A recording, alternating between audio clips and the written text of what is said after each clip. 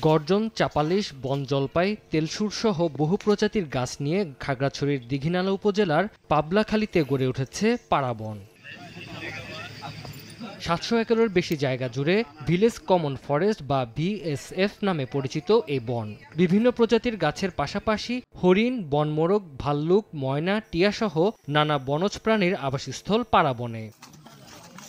পাবলাখালী মৌজা বনের ভেতরে রয়েছে অন্তত ৬টি ঝরা ও ঝর্ণা। বন টিকে থাকায় এগুলোর পানি প্রবাহ রয়েছে স্বাভাবিক। এসব পানি আশেপাশের কৃষিজমিতে সরবরাহ করা হচ্ছে। বন সংরক্ষণের পেছনে আর্থিক সহায়তা দিচ্ছে ইউএনডিপি ও পার্বত্য জেলা পরিষদ। স্থানীয় বাসিন্দারা নিজ উদ্যোগে বন সংরক্ষণে ভূমিকা রাখছেন।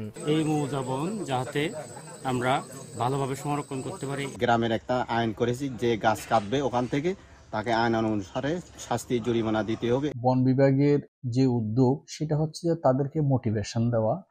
মোটিভেশনের মাধ্যমে এই বিলুপ্ত প্রজাতির উদ্ভিদ, বন্যপ্রাণী এগুলো রক্ষা করলে ভবিষ্যৎ প্রজন্ম এগুলো দেখবে। স্থানীয়রা মনে করেন এই বন শুধু পরিবেশ নয়, জীবন ও জীবিকার সঙ্গেও গভীরভাবে জড়িত।